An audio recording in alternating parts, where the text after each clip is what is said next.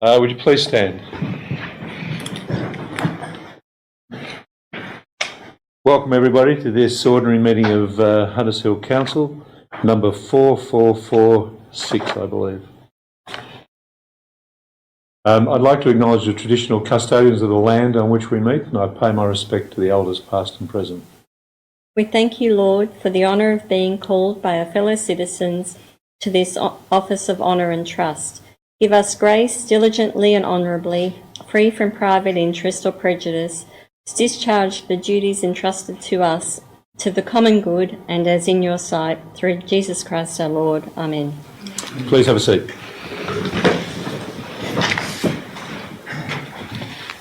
I don't think we've got any apologies tonight. Are there any declarations of interest? Move to the confirmation of the previous minutes. Councillor Williams, Councillor McLaughlin. Are there any discussions on those minutes? Councillor Collins, to begin. Yeah, I want to speak about my question without notice. Please. So last week I asked about meeting 4464 and the order of speaker because the question was raised. The response I've got back, I asked about what the process was for ordering speakers and specifically how it came to be that Richard Quinn spoke first at the meeting. The response here is that requests to speak forms are received and speakers are entered into the table as they are received. And I've got all the permission to speak forms here. They are alternated, but the for and against all have receipt numbers on them between 426200 and 426238.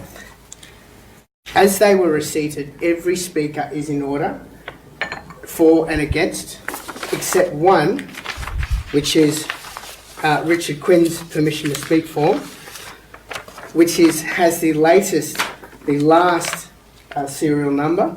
So from the evidence here, we know that there's at least 3 days between when the first speaker came for the affirmative, which was Philippa Clark, and the last speaker on the affirmative, which was Richard Quinn, except that he spoke first.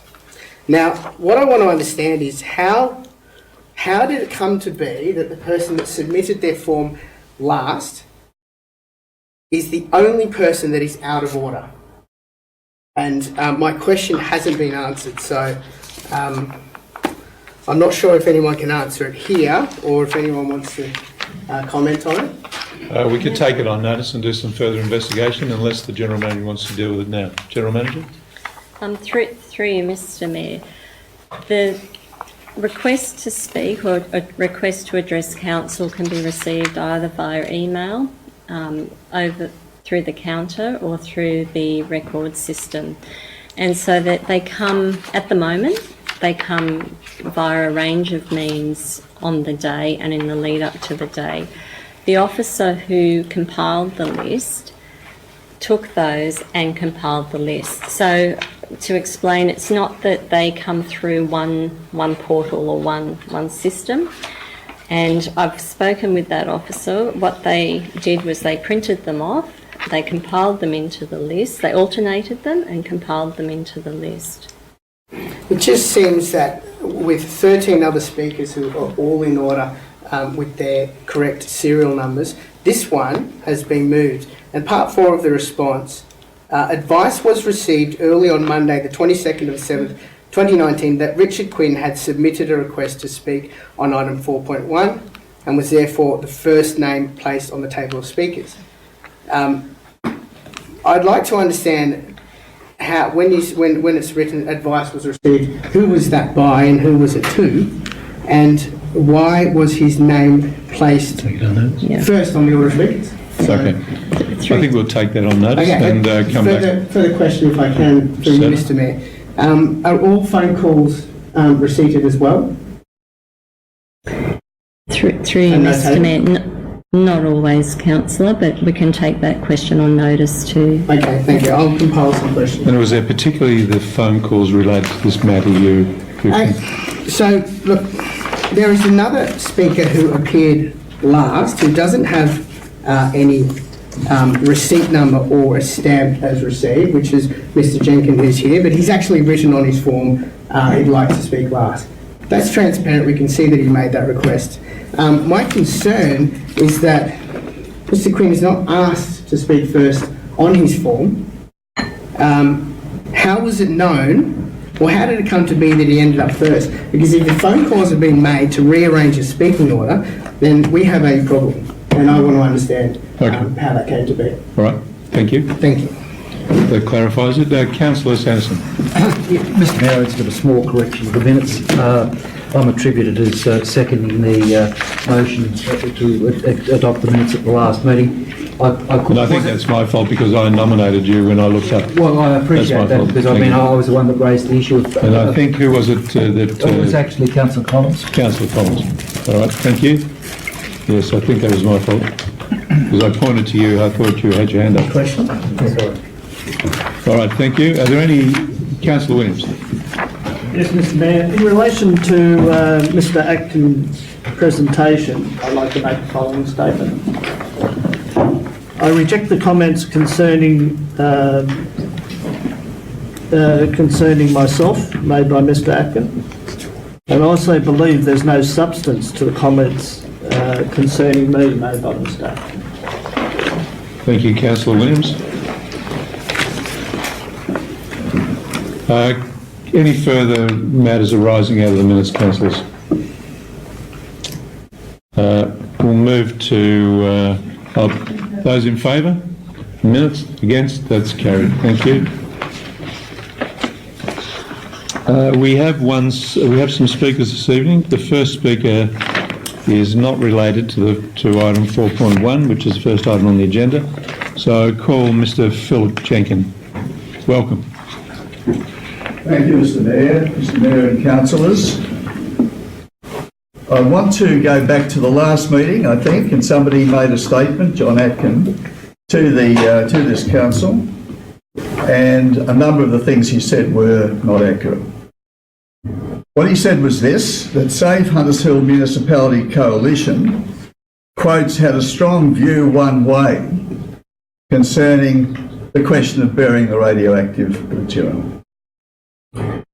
That Save Hunters Hill was a contending group, whatever that may mean, with a declared strategy of influencing the council. And he relied for that on the TWT article on the 10th of July, which is about 12 days before that meeting that took place on the 22nd of July. And he quoted the TWT article as saying that Phil Jenkins was a spokesman for Save Hunters Hill Municipality Coalition. I just say Save Hunters Hill for shortness. Now, can I say this unequivocally, that Save Hunters Hill has never expressed a view about Nelson Parade contamination.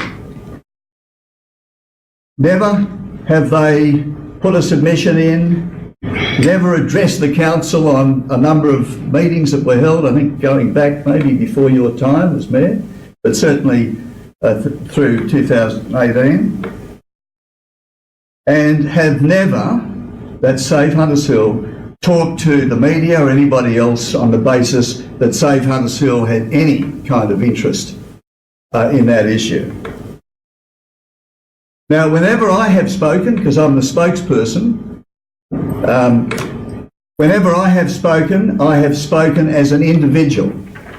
Whenever I filled out a form to speak at council, I filled it out as Phil Jenkins. Whenever I've spoken, and I've tendered, I think at the last meeting, my statement here, it's in the name of Phil Jenkins.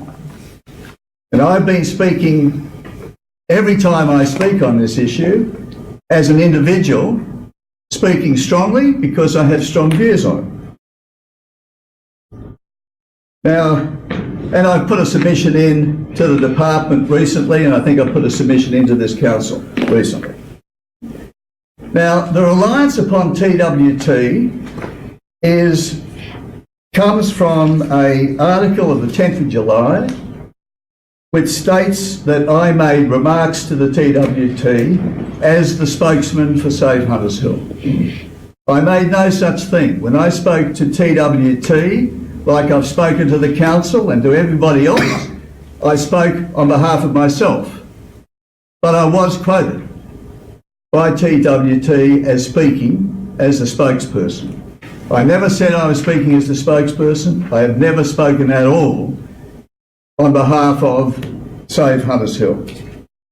But I do have a strong individual view about this. That's 3 minutes. Move to extend. Councillor Sanderson and Councillor Miles. Everybody in favour? Carried. And that's I don't think strong. there was a, Everybody in favour? It's carried. there was that time. And I do have a strong view about it. And that is that this government, who owns the land and has made commitments in relation to the neighbouring properties, should remove all contamination Mr. Mayor, from this site. No point of order. The Speaker has the floor. Thank you, Councillor Moore. Please take a seat and allow the Speaker to finish. Should remove all the contamination off-site, including the radioactive material. That's all I wish to say. Thank you, Mr. Jenkin. Are there any questions of Mr. Jenkin? Councillor Collins. The Save Hunters Hill Coalition, is that an unincorporated association? It's a group of individuals who've got together and talking to other groups and other people in the community who have run a campaign, but we have not incorporated deliberately as a coalition of various people. We are truly a democratic citizen group right across this community. So if you had have come along last Just one question. on the 31st of My July, question, you not- would have seen that fact. Another question? Yeah, the question, I think you're saying it is an unincorporated association, is that correct? Yes. Okay. How many members? Oh, look, I haven't come here tonight, frankly, to be cross-examined by you. Mr. Save Jenkins, Hunters Hill. Mr. Jenkins, are you able to tell us how many members, which I take it on notice? I'll take it on notice. Hey. We have a lot of So support. what Do you does have that- another question? What does that mean when a member of the public addressing the council takes it on notice? Will that be... It means that they'll come back to you with an answer.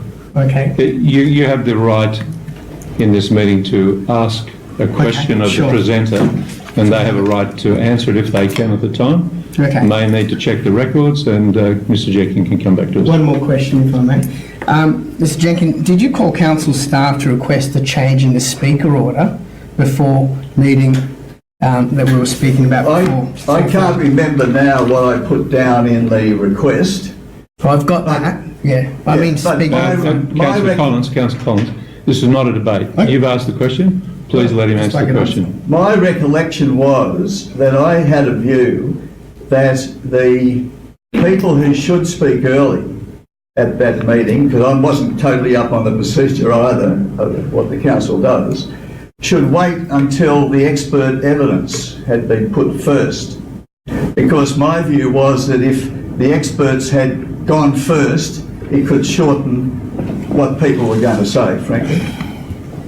Does that answer your question? No, it doesn't. I'll ask again if I may. Sure. Did you call council staff to request the speaker order to be changed before that meeting? I don't know. You seem to have suggested you have it I'm there. asking, I'm simply Well, asking if I don't somebody know. did, so I'm just asking if it was you. Well, you seem to have suggested that I put it in the request form. For you, but Mr. Jenkins, the question... I think Mr. Jenkins answered the question. He doesn't remember. well, no, I'd actually just like to clarify what I was asking. I understand that you requested on your form to speak last. I understand that. Did you call council staff to discuss the order of any other speaker? Like On who? the table? Who? Any other speaker? Any other speaker? No, hold on a minute. Is this relevant? It's relevant, No, and it's the not. Councillor Collins has asked, and Mr. Not Jenkins has already answered it. Oh, well, he hasn't. He said he won't can't ask. recall. Well, that doesn't sound like a no then, does it? That's an answer. Okay. Well, And if you'd like to take that on notice, and if you have a recollection, you might want to... Well, I have a recollection. The recollection I do have is that I called in at around about the time of midday on the Monday, is my recollection. And, or shortly before, and filled out the form here in the office and left it in the office. So it came as no surprise to me that I was last because I'd only just got there in time to put it in before midday. But I can't add to what anybody else put in as to when they put it in. Thank you. That's the answer. Councillors, are there any more questions of Mr. Jenkin? Thank you, Mr. Jenkin. Thank you. What number is Vernon on the 4.1? Good.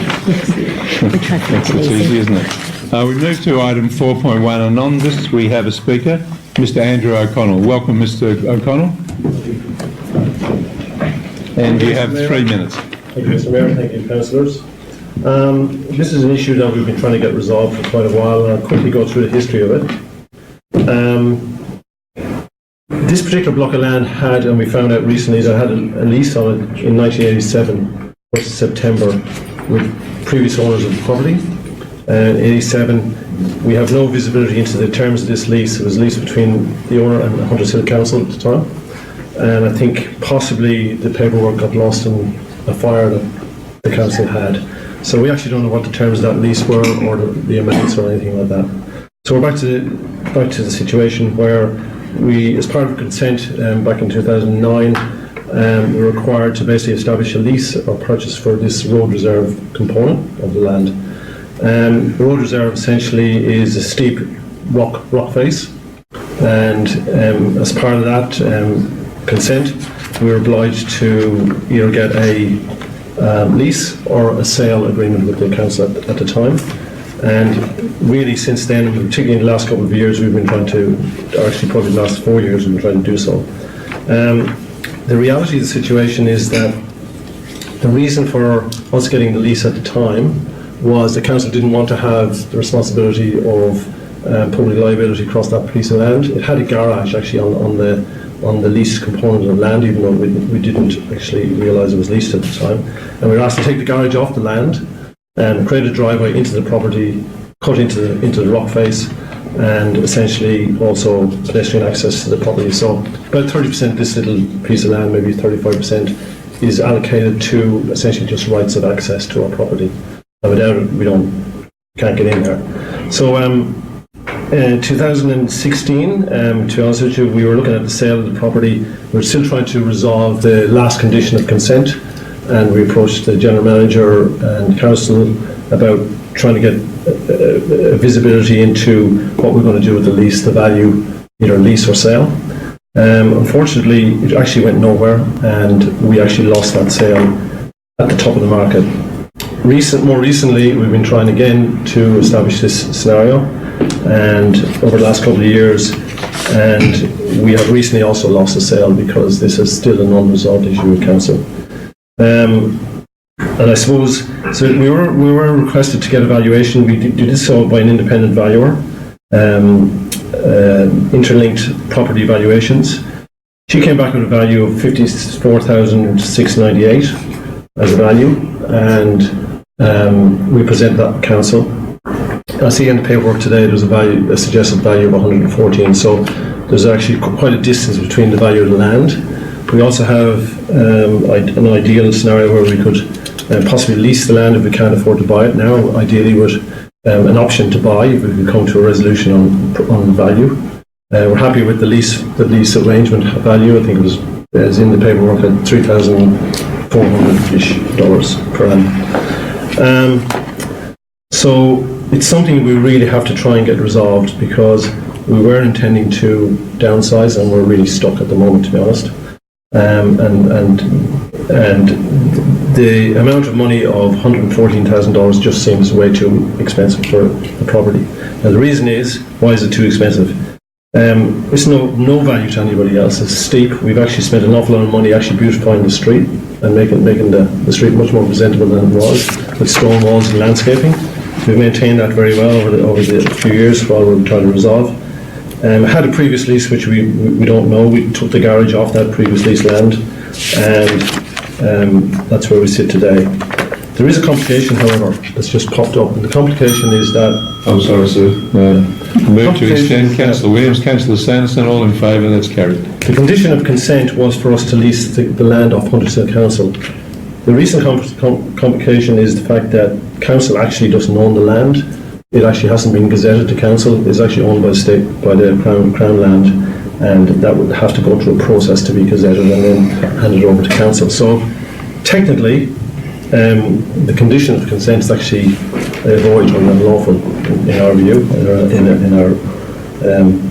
But anyway, we simply just want to get the thing sorted out and finalised in some way and get it done in a fairly timely fashion.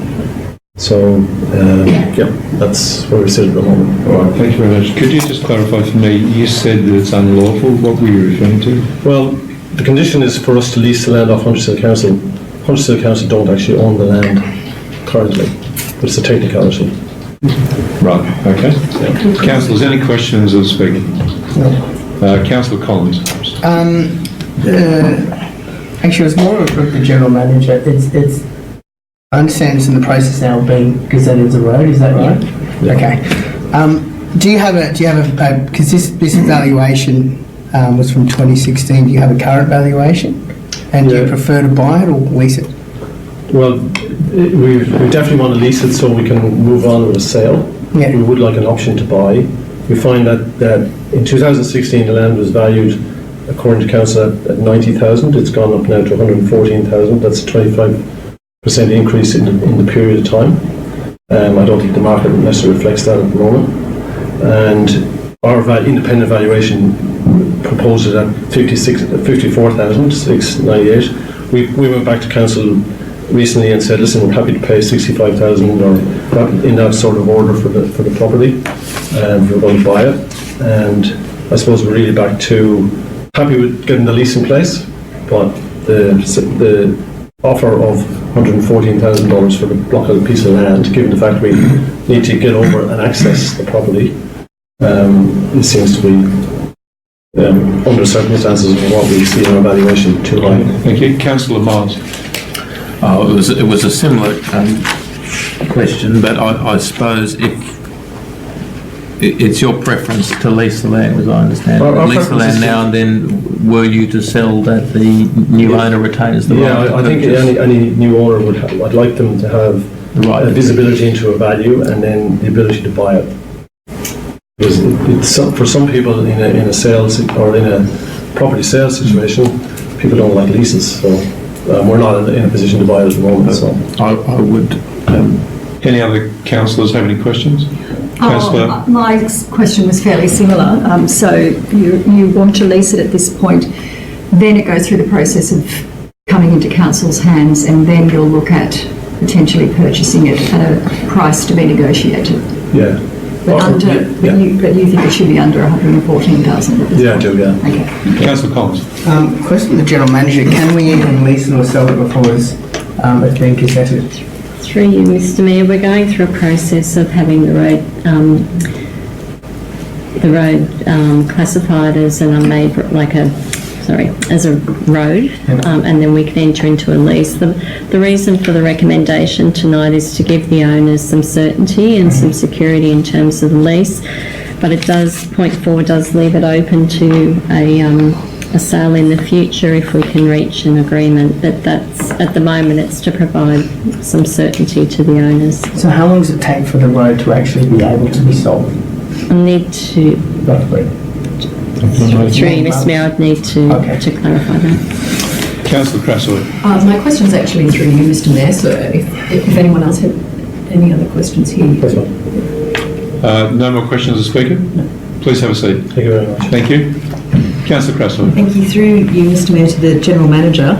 I'm just questioning point 4 here, because if we resolve on this tonight as it is, and the owner comes back in, or the new owner comes back in 7 years, and we've got a motion of council here that says we'll sell it at $114,000.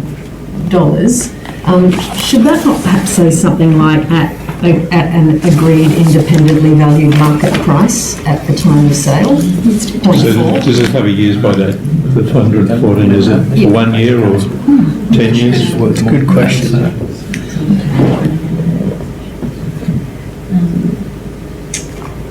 Through you, Mr Mayor, sorry, the amount that's shown there is actually based on a recent valuer's report, but I take your point that it will adjust with market over time. So what was the price for the bid? That sold to the joint venture that wish to proceed based on a current valuation. Could we, Just give us a minute. Sorry. So, Should they wish to proceed based on a valuation maybe if I could suggest adjoining owner, should they wish to proceed based on a valuation obtained at the time of sale or agreed? Mayor, can I make a suggestion? yeah, just one moment. Can we let the general manager finish first? Sorry, Wendy. You're right. So basically, continuing on, should they wish to proceed and then delete the rest, saying based on a valuation obtained at the time of the proposed sale. Councillor obtained valuation? Councillor obtained valuation? Councillor obtained? We haven't even put the motion anywhere, I don't think. No. So Councillor Collins. So Councillor Collins, did you have a question? Yeah, I had a suggestion. I think what the owner wants is certainty, and by saying a future valuation, that would take away the certainty for a potential purchaser, if that's correct. So maybe if we could even if it is at this point 114,000 expiring in say 3 years, or a value as a or something like that. All right, well, let's deal with the first suggestion first. So we've got a suggestion on the table here. Well, we don't, the motion hasn't actually been put yet. I'm just asking a All right. question about that.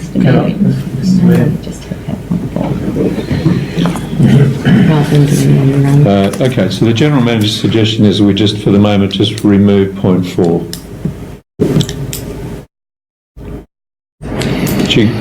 Councillors, could you have a look at that and consider what that would mean if point 4 wasn't in there? So there's no option for sale at all? At this time. At this time. Councillor Miles first.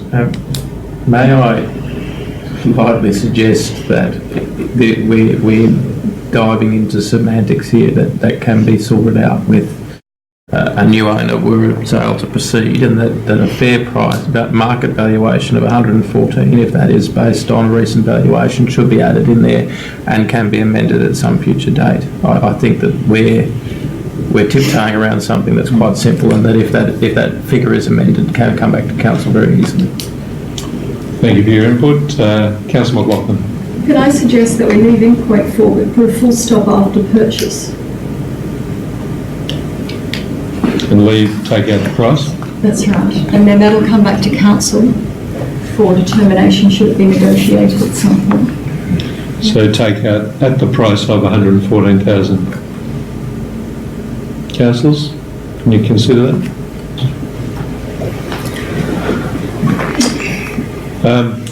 I'd like, Mr O'Connell, can I get your opinion on that? Would you come forward just for a minute? Could you see how that might work? Yeah, I did. And how do you feel about that? How I feel about that is, okay, first thing is to make sure that we can get the house signed off, so that's the first hurdle we have to get to. So the lease satisfies that requirement. When it gets through the system where we can actually lawfully lease it through whatever, from council. We have no buyer at the moment now. They have moved on for now because it's a process which we have to get through. We don't even know how long that's going to take, so we're going to pull it off the market. We're not going to have it on the market. It's been quietly on the market. But what's been coming back basically is people will ask how much is the lease and how much is the sale. So we're trying to get to a value for in both instances, and I think that's reasonable. The $114,000 compared with the valuation that we got, which was $56,000, is a long way apart. So we're really hoping that we can get to some resolution on what we think is somewhere in the middle or something, because we would entertain buying the land as opposed to leasing it, if it was reasonable to do so.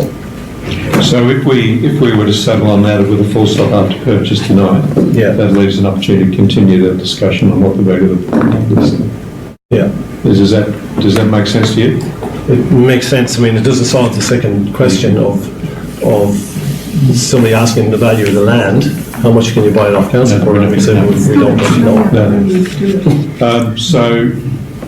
So, did you want to put that as a motion, Councillor McLaughlin, that we put full stop after purchase and delete those last few words? Yes, and then I think the applicant has the owner has the opportunity to then come back to council and negotiate a separate agreement, a separate arrangement.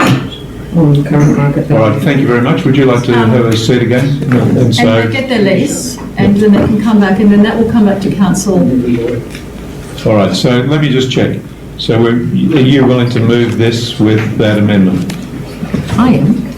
Yes, I will, yes. Councillor McLaughlin, seconded Councillor Williams. Councillor McLaughlin, would you like to speak to that?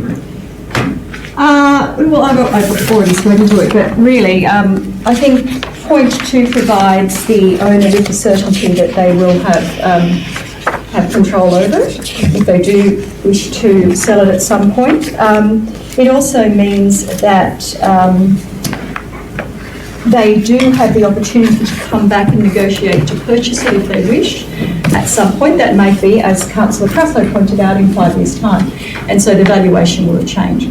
That agreement to purchase will then come back to council, though there is, I'm assuming that point 5 will not enable a sale to go through without us having the opportunity to just look at the That's prices. correct. Okay. So I think that just provides the applicant with the certainty that they need at this point. I'm assuming that council has control of the Crown land anyway. Through you, Mr Mayor, to clarify, the land was never dedicated to council, so, and this goes back a long Right, so time. that's got to happen. So there's a few Yes. things that have got to happen before a sale can go through anyway. So I think this is the right approach for now, and the sale can be a separate arrangement. Thank you. Anybody wishing to speak against? Not against, I'd just like to add a word, so a slight amendment, if I may. All right, so we've got a mover and a seconder. You want to make an amendment to the motion? What's your amendment, Councillor? Just at point 5, that the Mayor and General Manager be granted delegated authority to execute the lease documentation as required. Councillor McLaughlin, would you be happy to include that in your... As long as that covers the ability for council to negotiate, continue to negotiate for sale. Does that? Yeah. All right, so at the moment, we're just giving authority to deal with the lease, nothing else. So you're happy with that? So that's incorporated in the motion. Councillor Williams? Yeah, I accept that. I've got a question. Okay, anybody wishing to speak against? Councillor Williams, question? Yes, Mr Mayor. I was just wondering, I know I seconded the motion, but I was just wondering if through you to the General Manager, the legality of council approving this without actually having ownership. Shouldn't this be premised on the basis that we, maybe in the first one, once council has declared the road reserve or whatever, rather than at the moment it seems as though we're entering into arrangement which we've already been told that we don't have ownership of. So doesn't it need some wording in there to qualify that this is based on the ownership transferring to us?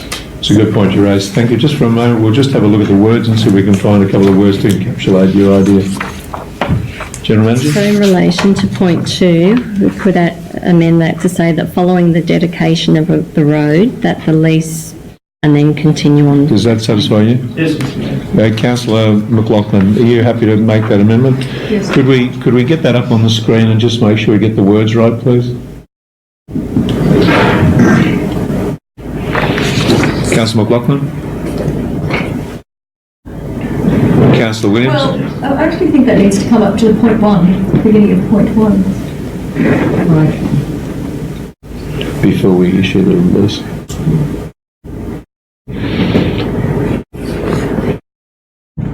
That's better. Anybody wishing to speak against? Are there any questions? Can I put the motion? I was going to speak for Mr Mayor, probably. Would you like to?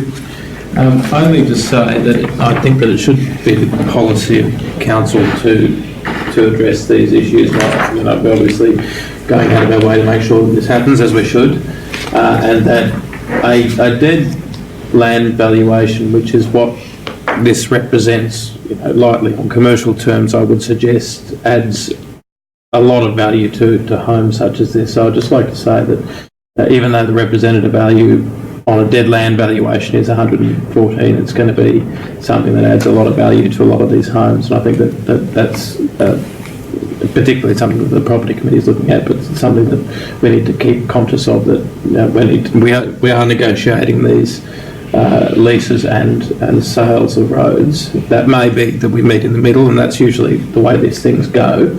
But there is, a lot of residual value in these small undedicated parcels of land around Hunters Hill. All right, thank you. I'll put the motion. All in favour? Against? That's carried. Thank you very much. With amendments.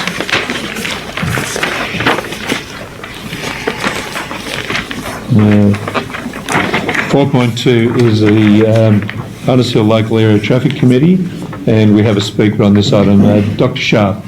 Welcome, Dr. Sharp. Good evening.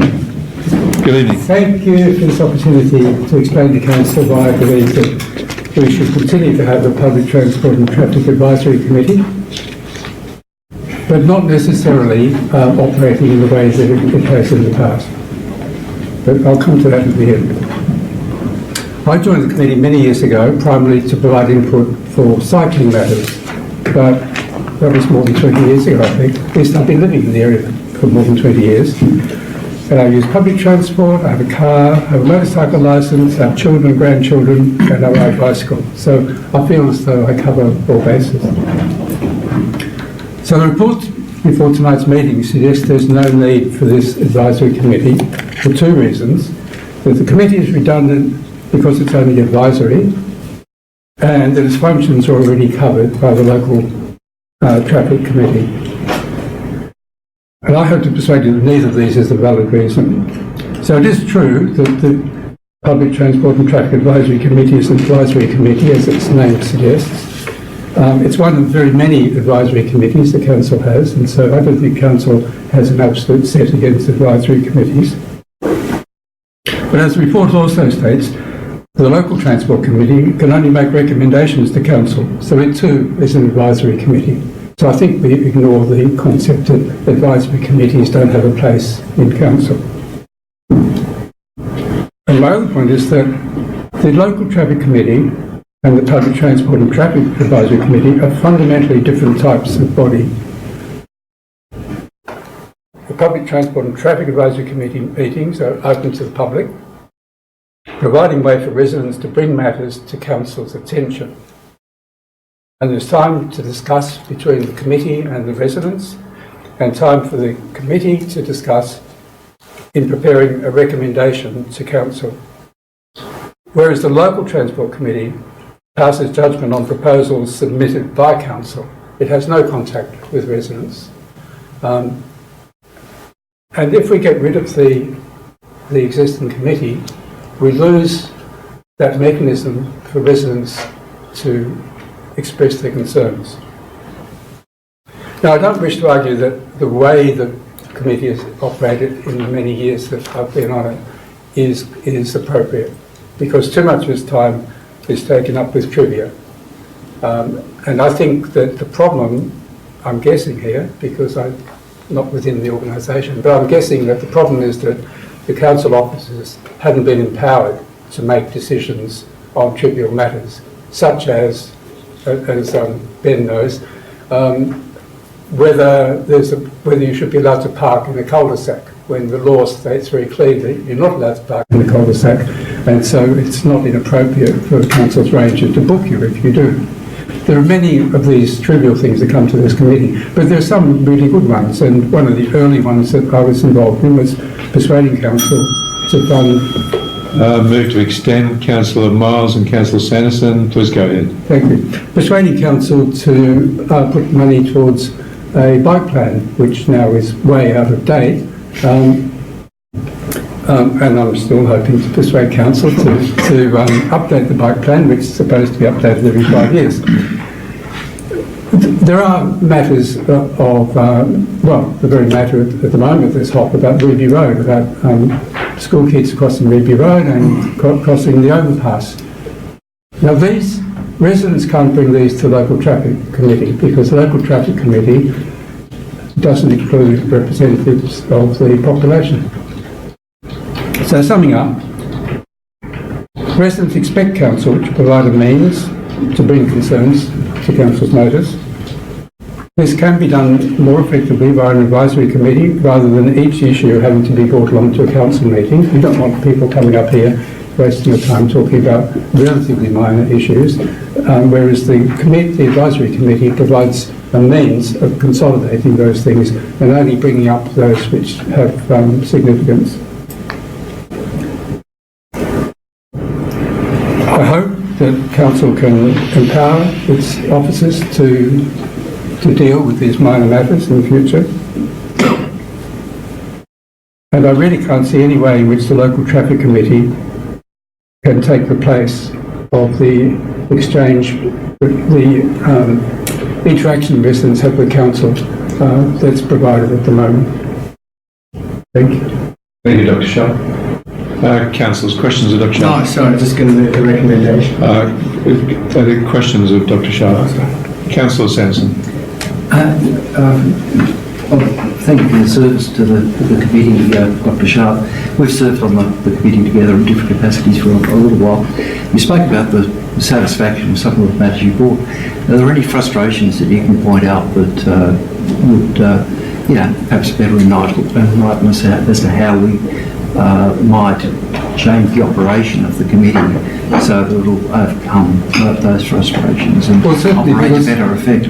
Yeah, at the moment, the council engineer or whoever fills that role these days receives information and puts together an agenda for the meetings. And my suggestion is that all those trivial matters that are basically resolved by rule don't have to appear on the agenda of the meeting. The meetings used to be every month, and that was probably unnecessarily frequently. The last meeting was held in October. Well, that's a very long time between meetings. But I think the local traffic committee is every 3 months, so it should meet at least every 3 months. But that's the method, I think, that you sieve out the trivial matters. So you're saying it's largely a matter of if we can control the agenda, that committee would function more. Yes, and I've never really understood why those trivial matters appear on the agenda. Yeah, good. Thank you. Councillor Miles. Given that largely, broadly speaking, the two committees do deal in the same area and in local traffic issues and various, and you're saying that there are episodes in minutiae that you didn't really want to delve into. If the committees are in contention on an issue, what should the policy of council be, given that they're broadly speaking doing the same? Well, we have no interaction. I don't think we can be in contention because. Yeah, but it's say a report is brought to council from these two committees on the same issue, yes. and broadly they're covering the same space, I would argue. Hence why we're reviewing this, because I think that the council officers feel that they're covering the same issue through the two committees, and your point, which is well made, is that the membership of one committee is different to the membership of the other and its capacity to be reached by the public. But if there is contention in the recommendations, then what should the position of council be? Should we favour one over the other? I can't imagine the situation you're talking about, because the Public Transport and Traffic Advisory Committee only ever makes recommendations to council. Council will then take those some of those recommendations to the local. But there's no, if council decides not to, then that's the end of the matter. If it decides to do it, that's good, but they never come back to us. So I can't see how there could be any problem there. I think it's important to provide a way that residents feel they have some connection with the council, especially if you're asking to raise the rates, for example. People are going to say, well, what are you doing for me? You know? I'm with you on that. Very good point there. Councillor McLaughlin, you have a question? Thank you, Dr. Sharp, for your service. Just through you, Mr. Mayor, and I think this is possibly to General Manager. the General Manager. So it's a legislative requirement that we have the local area traffic committee. Is there a mechanism whereby we can appoint community representatives to that committee? Through you, Mr. Mayor, I might ask the Director to provide an overview of how other councils have managed community input through the local traffic committees. Mr. Mayor, the Traffic Committee has 4 voting members: the police, the RMS, the state members rep and a council vote. This Traffic Committee has Sydney Buses as an advisory member. In other councils, it's generally a closed committee that deals with technical recommendations put forward by council officers. The Traffic Committee does have the discretion to allow members of the public to address the committee. In some councils, they allow 3-minute presentations and then the committee member leaves. Majority of councils I've come across, it's a closed committee. There are some rare opportunities for councils to have a public forum. It comes back to the Traffic Committee members to make that decision as to if they're going to allow public to attend or not. We have had a speaker, we have had speakers at the meeting. But to answer my question, you can't appoint community representatives to that committee? No, it's set out in the delegation as the 4 voting members. Councillor Collins. No, I was just going to move the recommendation. I think, do we have any more questions? No more questions. Thanks very much, Dr. Sharp. Councillor Collins is moving the recommendation. He's had 3 shots at it, so I've got to defer it. So do I have a mover and a seconder here? Seconded, Councillor Miles. Councillor Collins. Okay. Look, I'm in a unique position in that I've been sitting on both committees, and I've just briefly spoken to Dr. Sharp. It has not been. I think Dr. Sharp raised some very valid points. The idea of having some kind of a forum for the public residents to, to bring these issues and have them discussed, I think is valuable and it's worthwhile. But at this point, because we don't have that sort of the way it's working, I actually don't understand what the difference between the two are, and it's quite confusing. And Dr. Sharp is right. There are things on there that absolutely shouldn't be there because they are quite simply should be exercised under council delegation. And I think that if there are, perhaps the way that this could work is that perhaps we could open up the way that we refer things to the local area traffic committee, so there is some kind of a channel for residents to at least refer things to council and then have it either tracked through the local area traffic committee. If they're not happy with the outcome, they can sort of bring it back to council. So at this stage, I'm reluctantly, not reluctantly, but I'm supporting the recommendation to dissolve the committee, but I would love to hear further ways, perhaps if Dr. Sharp could come back to the council with ways that we could, we could provide that kind of a forum and maybe a broad terms of reference so that we are not doubling up, because at the moment it is quite doubling up. So at this stage, I think we dissolve that committee because I don't think it's been. I think it's been confusing. I think that we've done a great job on it, all of us, for what we've had, but I think it's a little bit confusing. So, thank you, Councillor. Anybody wishing to speak against? Councillor Sanderson. Thank you, Mr. Mayor. Well, I think at this stage I would advise that I would have or foreshadow a motion should this particular motion fail. Would you like me to table that at this point in time? You can read it to us, please. Well, the motion that I'd foreshadow is to say that, one, that guidelines be developed for council to determine which items should be included in the agenda of meetings of the Public Transport and Traffic Advisory Committee.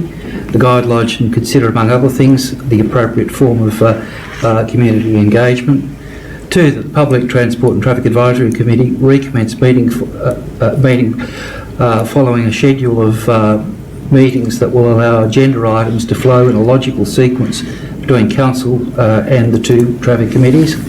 And three, that the chairperson of the Public Transport and Traffic Advisory Committee be authorised to attend and speak at local traffic committee meetings in relation to matters which the Public Transport and Traffic Advisory Committee has foreshadowed. I've got a printed copy of those if you would like me to distribute those. You're welcome, sure, thank you.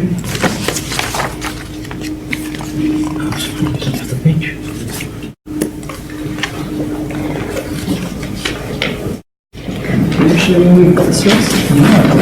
Thank you.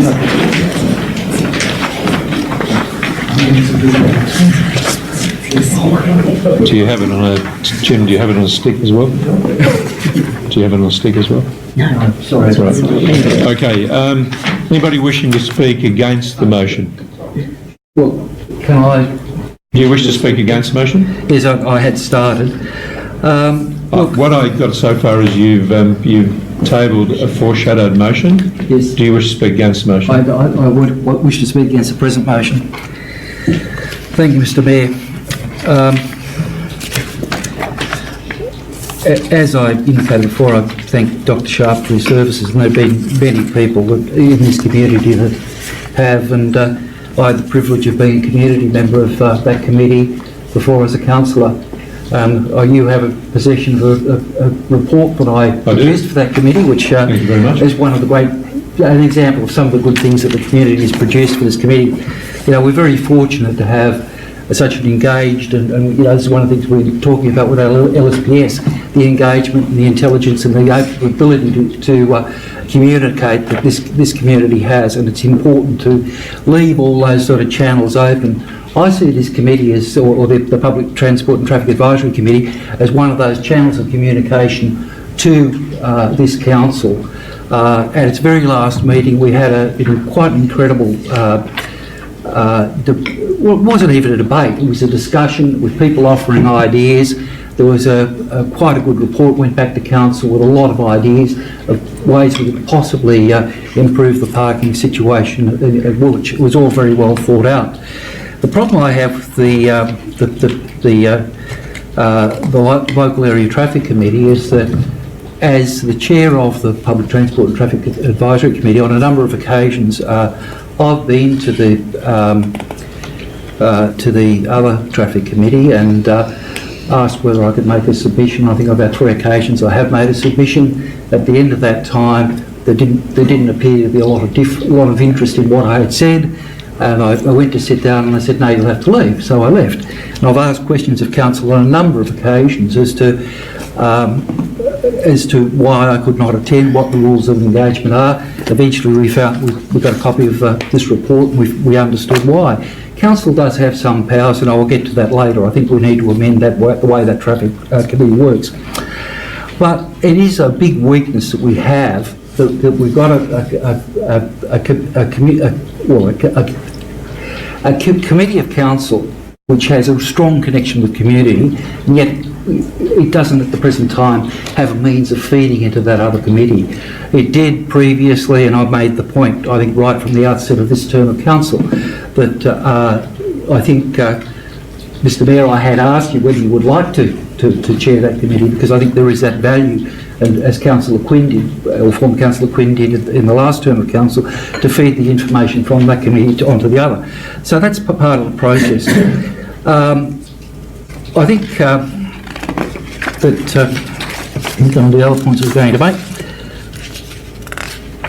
that you know, we do have other mechanisms in the pipeline, such as precinct meetings, but at the present time they tend to be consumed by other issues in any case.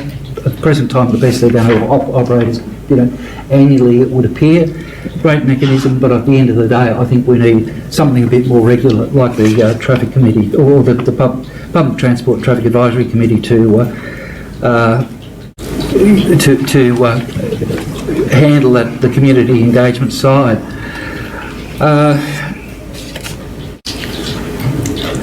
I think I've made most of those points, but I think the important thing is in the alternate motion which I've suggested, we do leave a mechanism open that means that we do have some guidance with what goes on the agenda, and that has certainly been the problem in this term of council, that a lot of stuff has come before that the Public Transport and Traffic Advisory Committee that never should have been there. We're dealing with trivial issues like whether you would allow someone in Ferry Street to have lines painted on their driveway. That never should have come before the committee. That's a decision that council officers should be making. We're given a very contentious issue with, I don't think, facts that were correct about Yurton Street and parking down there. Again, a very difficult issue that didn't come with all the correct facts. So the difficulty is that I think the information that comes to that committee, I think if it goes back to, and it does work like we've done in Woolwich, at the end of the day, we've got information in council papers that's got a good summary of ideas and that can happen in Woolwich. Ironically, we're getting the same sort of thing. There hasn't been a minutes produced for yet, coming back through the Access, Inclusion and Seniors Advisory Committee, the similar effect about parking problems in Woolwich. This stuff is coming back through our, our community-based committees of council. It isn't going to come through the public transport, it's not going to come through through the local area traffic committee. I think it's essential that this, we leave this open for the community, or I see it as a gate for the community. I think we'd leave that gate open for community to be able to bring these issues to council. Thank you, Councillor Sousa. I do think you do make some good points there. We do need a vehicle to get some information through. Is there anybody wishing to speak for the motion? Councillor Crasso. Thanks, Mr. Mayor. And thank you to the council officer for the recommendation. I speak for the motion for a number of reasons, and I'll just summarise quickly. For efficiency and to help improve our community engagement, and from a cost saving point of view as well. As Mr. Sharp points out, a lot of the issues that come to this committee could and should be dealt with at a council officer level, even at a council customer service level. I think that advocacy from the community on any issue, if it can't be resolved at a council officer or customer service level, could and should hopefully improve through the precinct committee concept that we've attempted to get in a greater forum over the last year or two. The beauty of that is you improve consultation at the precinct meetings because you have a richer platform. You have all residents engaged on all sorts of issues, not just traffic issues. And so you have this wonderful forum of citizenship at something like a precinct meeting where everyone is across what everyone's doing and they're caring more about what each other are doing rather than being in their own little silos in this multitude of separate committees and advisory groups that council is currently juggling. Lastly, from a cost point of view, I just feel that our GM and our senior officers' work to improve this process, which they've recommended to us here, is largely possibly from their point of view to improve cost efficiencies. I know that every committee meeting we hold, I asked the General Manager in an email today if I could get a sense of what they cost. I couldn't, but I could get a sense of the hours that it takes the council officers and to prepare for each meeting and to attend each meeting, to minute each meeting and report on it. And I just feel that precinct forums and more opportunities for consultation and engagement in the community are the way for our council to be communicating. And if out of those forums and out of that consultation process, council has issues we would like to raise with the area traffic for their support, then that's our opportunity to do so. So I in the interests of supporting the general management and the senior staff who are trying to streamline this process so that we can deliver better communication, better engagement and more cost-effective customer service, I support the recommendation as well. Thank you, councillor. Anybody wish to speak? Oh, sorry, but also just to say, with thanks to the many people who have served on that committee over the years and offered their expertise, and that expertise wouldn't be lost, it would just find a new home. Thank you. It's a very important point you raised. Thank you. Anybody wishing to speak against the motion? Councillor Williams. Thank you, Mr. Mayor. I'm always concerned when we just look at dollars. We can tend to throw out important things if we get too rational in the way we think. I see this issue in two phases. One is a regulatory role, and the second is an advisory, a community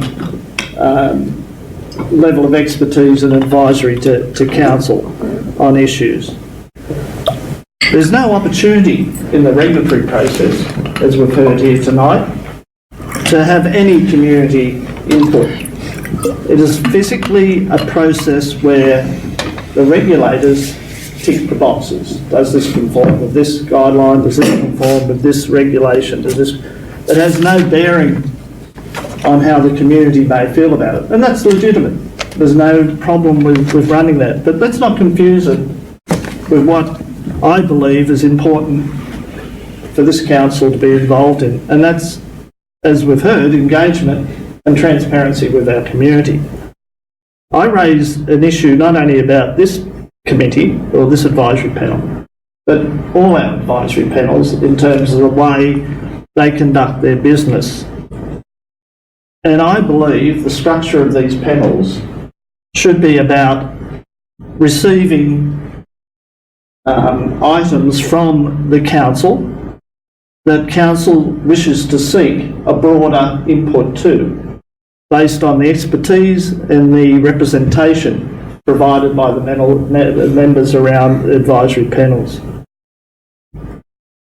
It should also have the opportunity to raise issues as it sees fit, and those issues or ideas should be welcome, but they shouldn't form part of recommendations, implying that council needs to adopt a position.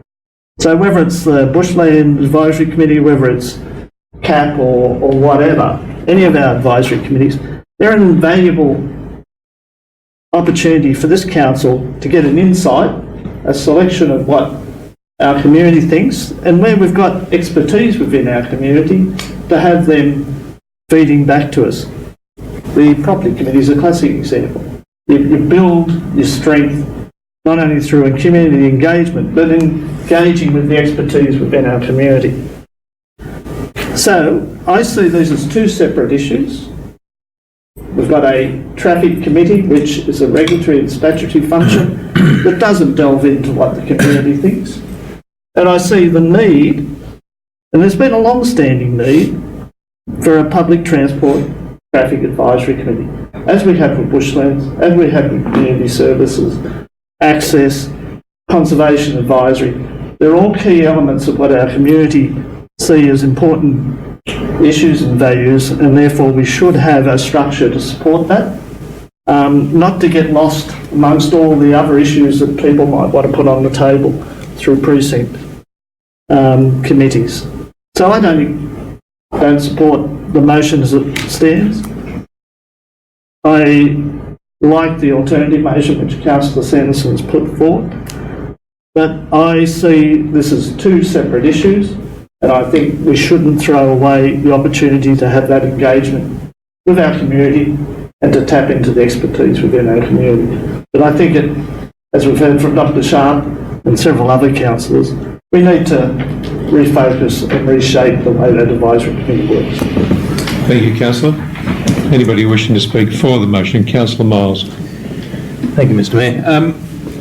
just to say that Dr. Sharp and many members that have served on that committee over the years have done a great job, and as Councillor Craswell said, we're not excluding them from that process. I think that we could review the body as it is, and as Councillor Sanderson pointed out, that we have a lot greater role potentially through this committee than we have at the moment.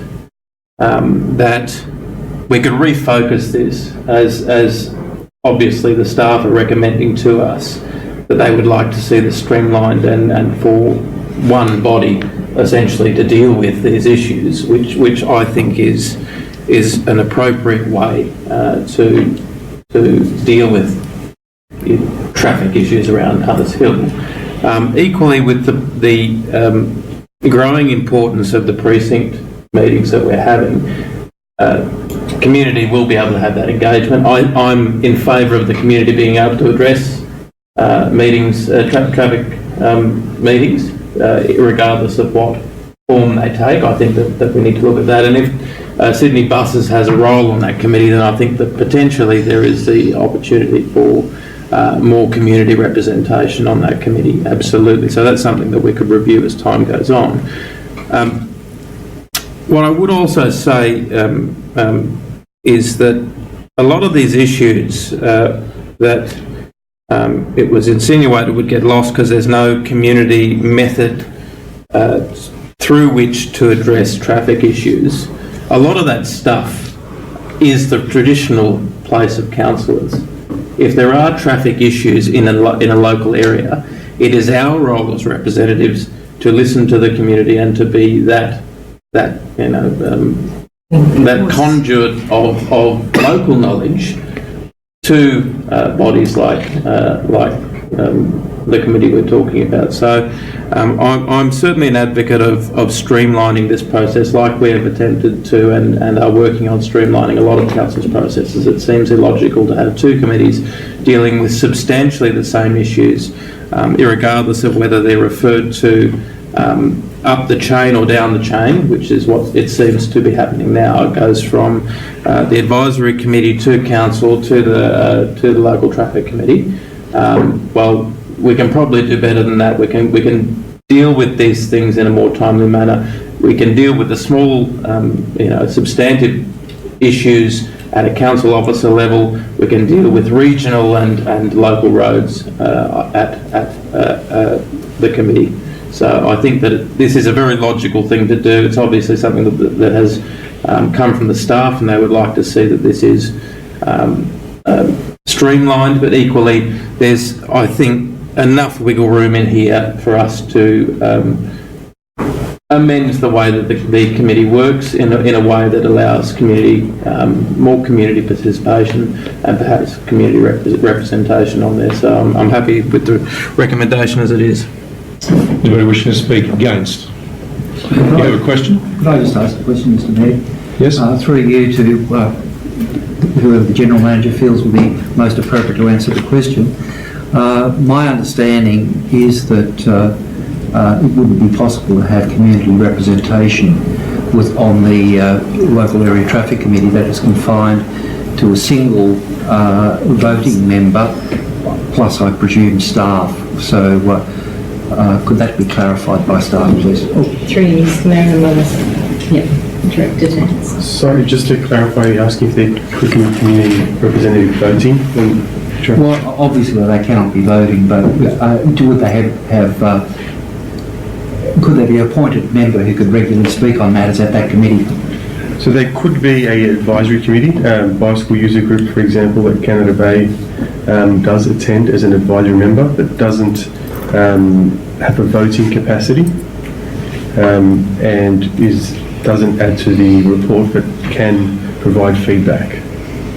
But that would be totally at the discretion of the actual voting members. The local traffic committee, yes. It has been run as a closed meeting, with the exception of some people coming on to speak at the meeting. Anybody wishing to speak against? For?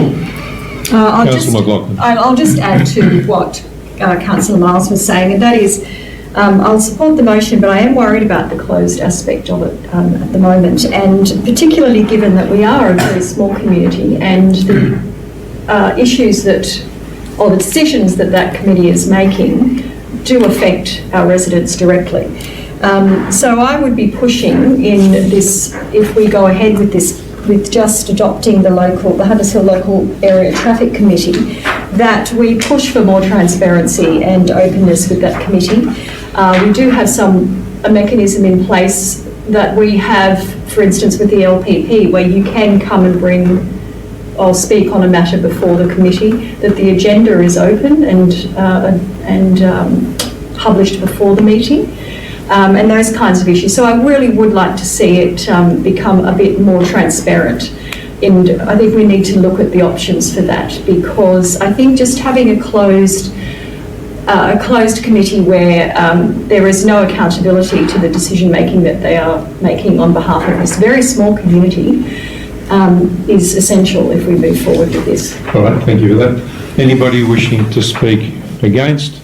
For right reply, Councillor Collins. Thank you. I'll be brief. I do agree with the points raised by Councillor Sanderson and Councillor Williams that there is value in having that sort of the community representation, and I think that is important.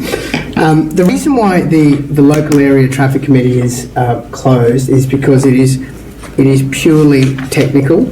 In fact, I think at the last meeting, RMS refused to vote on something because it had no sort of technical application to it. So it's not a case where the only input is made on purely technical reasons. So there's no and everything that is come out of the local traffic committee comes up to council. But it effectively works as a gateway to show that council then don't end up doing something that is sort of against the law or beyond their scope. So you don't build something that a bus can't get around or something like that. So that's the value is mainly in effectively testing whether something can be done and is sort of possible. It then comes to council for a decision. So that's the process there. But I do accept that there is a potential for some kind of community feedback.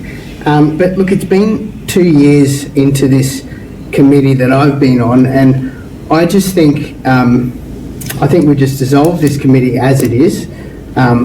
Thank the members for their service on it. I think it's been worthwhile, even if it has been sometimes duplicated. There have been some good things done, and if Councillor Sanderson wants to come back with something with a narrow scope that allows that sort of community input at a future council meeting, I'd be inclined to be supportive of something. But at this stage, I think we just accept it as it is, dissolve the committee, and we make sure we thank the members of the committee for their service, and then in the future maybe we can bring something else forward. Is the last point you raised, is this something you'd like to add to the recommendation? Yes, absolutely. Number 3. Council writes to the members of the committee and thanks them for their service. And yeah, that's it. Thank you. Thank you.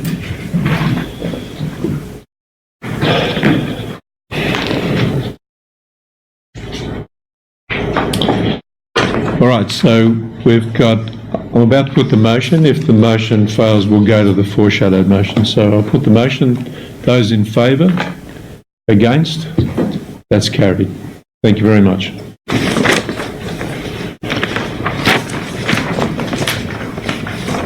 .3 Service New South Wales Easy to Do Business Initiative. Councillor Williams, Councillor Crasso. Councillor Williams?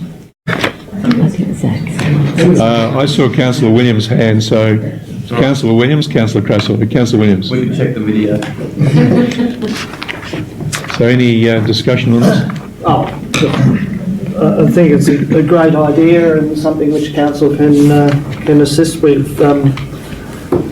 helping local businesses streamline their processes and their engagement with not only council but the broader range of services. So I commend it, and we had a very informative presentation from a representative, which I hope that information can be made available to the public. I'm sure it will through the promotion process. Do we need any further discussion? Does anybody like to comment? Councillor Miles and Bob. Sorry, I would like to comment just to speak in favour of. I think this is something that's actually vitally important in our town centres as we develop a town centre strategy more comprehensive than the one we have through the LSPSs and LEP amendments, and I think that's an ongoing strategy we need to really hone in on. Not just in the Hunters Hill Village, but in Bronya Park and Gladsville as well. This is something that I really am quite passionate about, is encouraging local businesses to trade longer and to sort of build that vibrance in those centres that we've seen start to happen in Hunters Hill, and there's in the village in Hunters Hill. It's got a long way to go. I get frustrated when applications come to council and longer trading hours aren't considered as a realistic prospect. We've seen iterations of the pub wanting to do alternative things in my last term of council that, although, you know, it may not have been the scope that they wanted, it's something that encouraged outdoor dining and a whole bunch of things that I think that we should be pushing for, and that we should be emphasising to the local businesses up there that, you know, we want to encourage them to do this stuff. A lot of local cafes and restaurants have come to me not knowing how to make the liquor licence application, for example. This is something that will help them do that. Very simple initiatives and things like the instant asset write-off on the federal level, knowing that they can buy a new coffee machine or equipment for their cafe or restaurant. I think that's really, it goes to the core of something that we haven't particularly done well, and something that we haven't encouraged enough as a council. So I'd like to just obviously support the recommendation, but say that wearing out a bit of shoe leather in those town centres that we're basing the LSPSs around, broadly speaking, and encouraging people to get into a program like this and to use the resources that they have, but also to make them understand, I guess, that it's council that wants to push a more lively atmosphere in our town centres, and it's something that I've been quite passionate about, but we haven't particularly seen, and we're starting to get there. But it's something that this, I think, will really help encourage. So I commend, obviously, the recommendation, and I think there's a lot of work to do in this space. Thank you, Councillor. Is there anybody? I don't think we've got any speakers again. Is anybody else wishing to speak for or speak about the presentation we had? Councillors, I'll put the motion. Those in favour? Against? That's carried. It's a great initiative. 4.4, Councillor Williams. Thank you, Mr. Mayor. I'd like to move the recommendation, but also include another point in that recommendation. That the report in future include the justification for tree removal and details of replacement tree, like for like. Just give us one moment to capture it. I'll ask you to read it again in a moment. Could you read it again, please, Councillor? Item 1 is that the report be received and noted. Item 2 is that the report in future include the justification for the tree removal and the details of replacement tree like for like, and any conditions that the council has placed on that.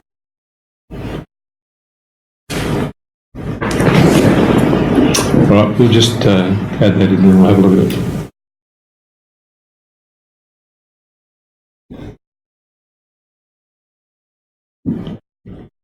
Is there a seconder for that?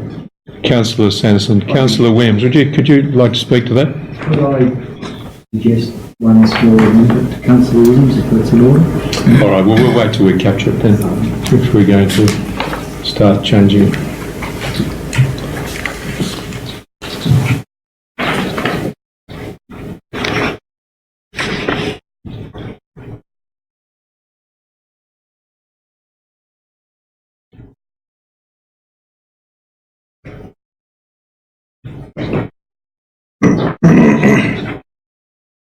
And your amendment?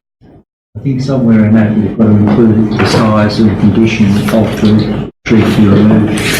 Councillor Williams? Size, species and tree.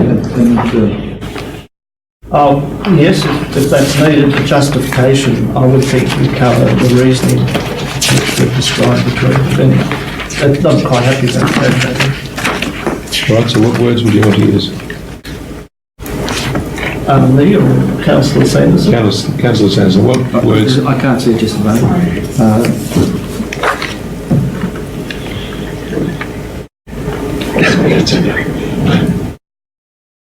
It's not in there at the moment. Sorry? The wording I suggested is in there at this stage. No, so that's what we're trying to get. What are the words you would like in there? Including, for justification for the removal of the tree, including its size, include the species, size and condition. That would probably be better inserted in after. Okay, let's just get the words that were moved. So what can you add? Size, species and? The report in future includes the justification for the removal of the trees, including the size and species of the tree to be removed. Of the tree to be removed? Yep. Not the tree, the replacement tree? Yeah,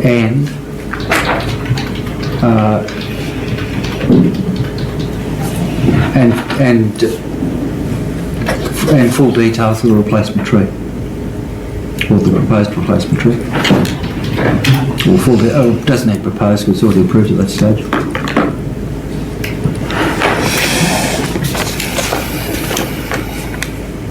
Time we all got it.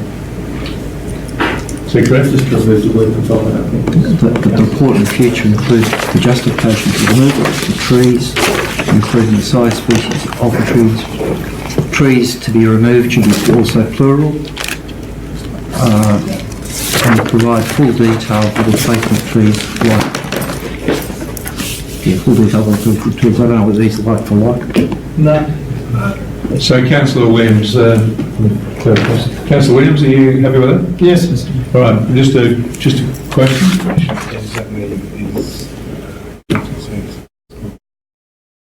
Please, would you like to direct it to Councillor Sanderson? Just a quick question, Councillor Sanderson. Are you asking for the tree to be like for like? Just a clarification.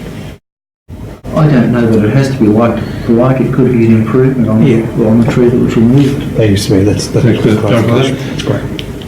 Councillor Miles. Mr Mayor, through you to the Acting Manager of Development Control.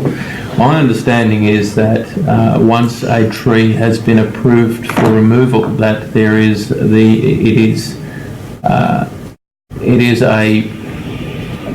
obviously up to the landowner to identify which type of tree from similar size and scale they want to put in to replace that tree. Now this essentially will make this a prescriptive exercise that council makes you choose a species of tree, or that we can't receive this report until there has been some confirmation by landholders who have the right to choose what they plant in their own houses and in their own backyards.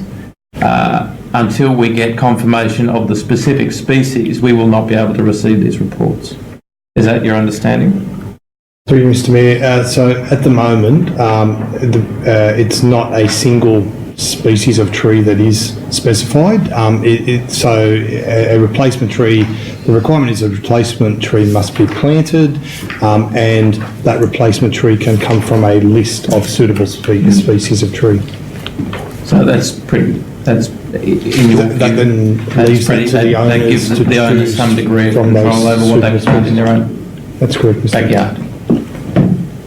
Councillor Williams, Yes, Mr. Mayor. are you happy with those words? And I'm happy with the changes. would you like to speak about it? Yes, Mr. Mayor.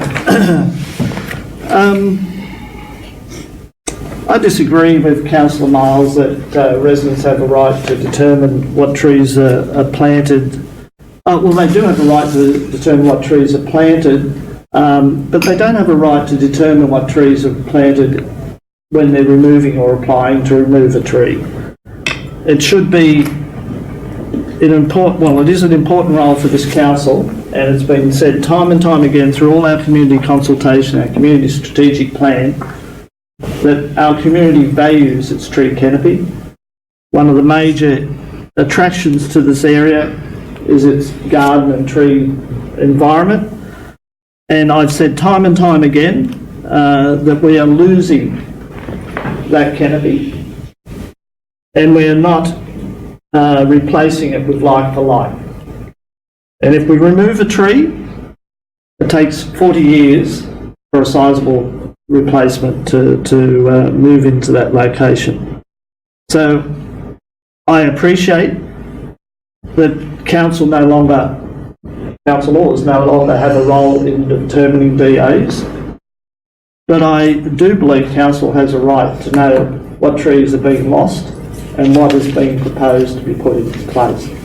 To me, it's no use just saying removal approved and then there will be a replacement tree. The examples that I've seen in the past through these reports certainly aren't like for like, and what we're doing is replacing trees with shrubs. Magnolias are not trees. So I believe it's important from my perspective to get an understanding of what's being lost and what we're doing to replace it. I clearly accept that I have no role in that approval process, but as a councillor I have an overseeing role to understand what current policies of council are doing in terms of impacting aspects of our municipality. And I again reiterate, the tree canopy is a critical part of our community's sense of place and well-being. They've told us time and time again that they want a treed environment, but what I see happening at the moment through these reports is an endless loss of trees. And I might add from a personal note, I received a notification the other day that some trees had been to be removed. In that notification, it was an A4 page that had a handwritten map of a box which represented the house and two crosses on the plan. No justification that I as a resident could interpret or understand the reasoning behind it. Might have been quite valid reasoning, but that wasn't offered. And certainly no indication as to what range of trees or what was going to replace those trees. And they were removed on Saturday, a couple of days after it was determined. So to me, there's a major communication issue on what council's position is on tree removal. There's certainly a very poor communication or consultation process going on, and as far as I can see from this information here, we're rapidly losing that valuable canopy. So I would appreciate having, and I've said it time and time again, the level of information that I can use to monitor that loss. Thank you, Councillor. So, I'm sorry, our screen's out, so I'll just give you a moment.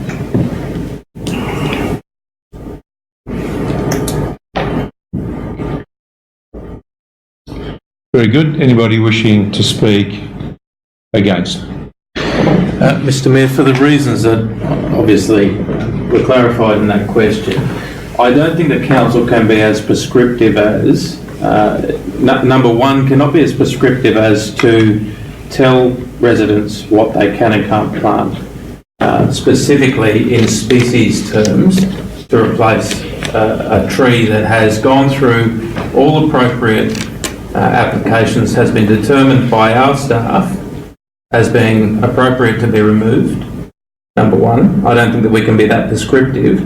Number two, if we have to go through a process of agreement with landowners as to what the replacement tree will be, confirmation process, and then it being included in the report, it's going to stymie our ability to have these reports brought to us in a timely manner. So for those two reasons alone,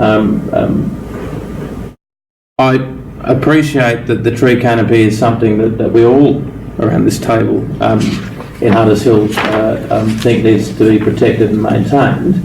I don't think that when residents have gone through a very legitimate process of making an application to remove trees on their property, and there are very few occasions on which we ask them to not replace trees, and if it is, they're usually removing 16 trees and putting 10 back in.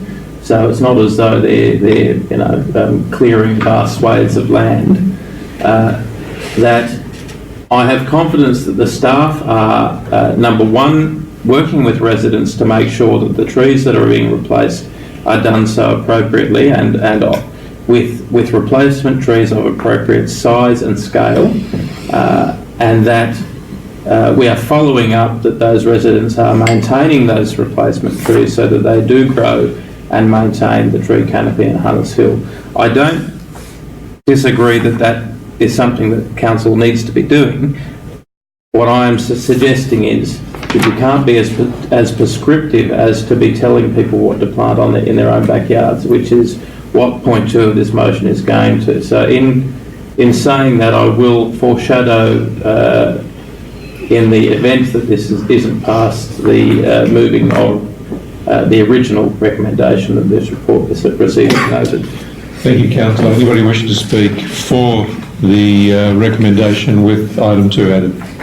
Councillor Sanderson. Thank you, Mr Mayor. With the greatest respect, I don't think anything Councillor Miles has said is valid. What we're talking about is a report to council. We're not talking about the decision process. So if it will pacify Councillor Miles in any way, I might suggest to Councillor Williams we'll just simply remove the word full in the last line, if Councillor Williams will accept that. Details rather than full details. But at the end of the day, I mean, that detail will be apparent from whatever the process that has been undertaken by staff for that tree removal. And, I, like what Councillor Williams, get extremely concerned that meeting after meeting we see this sort of report, and whatever the argument is, and we get anything from 4 to a couple of dozen trees, whatever, and mature trees removed at every, or we get a report of them going to be removed at every one of our meetings. Whatever we put in, it's not going to replace that. We have to be going backwards at that rate. The rate of maturation of the existing trees is not going to keep up with that rate of removal. Council at this stage has to take some measure. At this time, as a council, we are crippled because we don't even have the information to be able to assess what's going on. We have to have this information. Councillor Williams' motion is purely about a reporting mechanism back to council. It, at this point in time, doesn't address the processes that staff go through. If it becomes necessary for us to address those processes later on, this will give us a better understanding of what measures should be used to address those processes. Thank you, Councillor. So, Councillor, you're suggesting the removal of a single word full in front of detail. Councillor Williams? Yes, Mr Mayor. All right. Thank you, Councillor Williams. Thank you, Councillor Sanderson. Anybody wishing to speak against? Anybody wishing to speak for? Any queries? Can I put the motion? I'll put the motion. Those in favour of the recommendation which is up there at the moment? Those against? That's carried. Thank you, Councillor. 4.5, development applications determined by the local planning power. Councillor Crassley. Yes, Mr Mayor, thank you. Does anyone second it? Seconded, Councillor McLaughlin. Thank you. I would just like to speak briefly on this in support of passing this motion, but I'd like to talk about the point from the planning panel about 49 Gladesville Road, Hunters Hill, as the chair of the Village Main Street Committee. We've been watching this development application for quite some time with quite some dismay, and so I was really glad to see the process of the local planning panel working to its full remit with legal and planning expertise, but also with the expertise of our residents who live and work in the area as well. Hopefully the property developer, the Agricultural Society, will take on board all of this feedback and hopefully work closer with the council and with the community. I'm looking forward to our ongoing LSPS process and improvement in our planning controls in that area to assist owners and developers in that area working towards good design, whether that takes incentives, but certainly that they work closer with the community and hopefully get a better outcome next time, because it's a great area and there could be some really good solutions up there in future. So I just really wanted to speak about how important that process was and how glad I am that the planning panel came to the conclusion that they do, and how much I look forward to the Agricultural Society doing better work with the community. So thank you, councillors, to receive a note. Anybody wishing to speak against? I put the motion. I'm sorry. I might Councillor just Collins. speak for. Briefly. Against? No, not against. Who would speak for? Yes, that's me. Councillor Collins. I just want to briefly make the point. I echo those points of Councillor Classoy. These local planning panels seem to be doing quite a good job. I think when we were when they first came about, we were led to believe that that it was going to ruin Hunters Hill. But I think the value in having that, the expertise we've got on that panel, the Honourable David Lloyd, who I think is probably more versed in this than the all of us put together, and these expert panel members, I think has actually led to a very good result in the community. I haven't seen any problems or any reason to think that the local planning panels haven't been working very well in Hunters Hill. So I'd just like to make that point. Thank you. Anybody wishing to speak against? For? Councillor Williams. Yes, Mr Mayor, I can't let that one go. We're really dealing with item 4.5, not moving on to a different topic. No, I'm not moving on to a topic, but people are inferring that the planning panel has done something different to what council would do. All they've done is approved or agreed to the recommendation staff had given. It's not added any value to the process at all. It has helped to make it at arm's length to the representatives of council, of the community that were elected by council. So I want to make that clear, that point clear. I'm grateful that they've made the decision they have, but that decision would have been made by council through the council process. This is adding another layer of bureaucracy on top of what was a long and effective process over many, many years. Thank you, Councillor. Any further speakers? I'll put the motion. The recommendations there, receive and note. All in favour?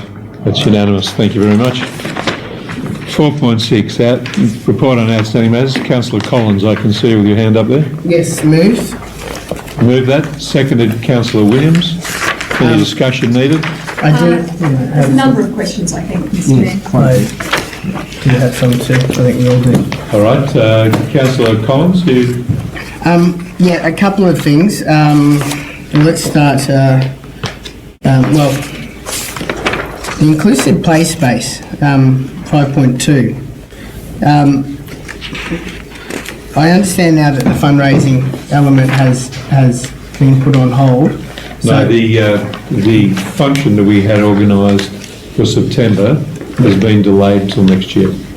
Okay, and is that intended to finance this project? Because my question is basically, when I brought the seed funding of $50,000 to this council, there was a very limited appetite to use council funds, although I think we should use council funds.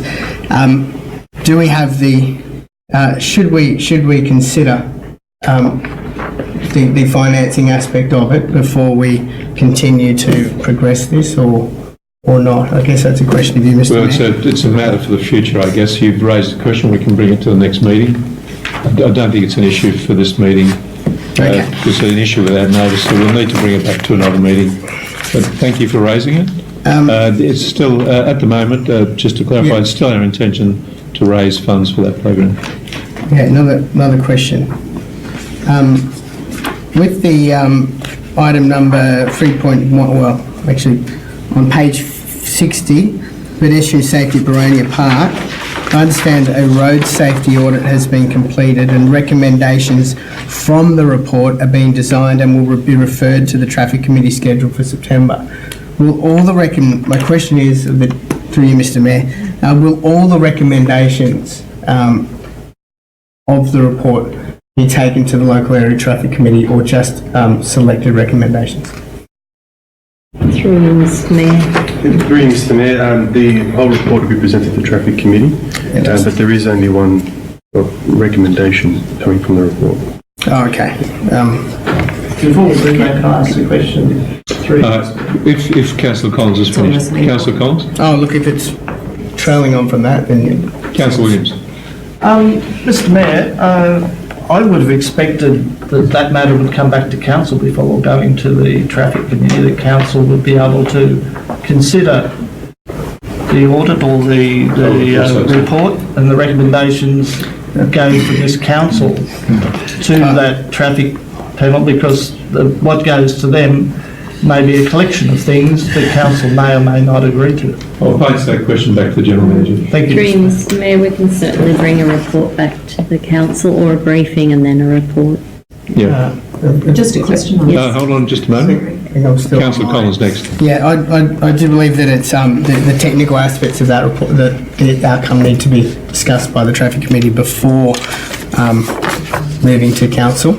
And considering the report is the traffic committee meeting is next month, September, and we wouldn't have time to actually take to council and then move it on. But it's purely to discuss the technical aspects of it, and there's only one recommendation. So I think, anyway, my question. Back to the General Manager. Yes. Through you, General Manager. Through you, Mr. Mayor, in considering the recommendations, we've also taken on board the points that were raised at a previous council meeting in terms of looking at solutions or a way in which we can preserve or support the village atmosphere of Boronia Park. So I'll speak with the director in terms of timeframes, but we would like to update the councillors in terms of what the report came forward with, and also taking on board the feedback or the request at a previous council meeting around the village feel of Boronia Park. Okay. Just before you leave that point, can I ask my question? Councillor Cresswell. To finish up on that point, thank you. Was just with regard to that motion that was raised to council, as I raised the motion, curious whether with that road safety audit and the recommendations, did council work in conjunction with RIDE on that? Through you, Mr. Mayor, yes, we did. Thank you.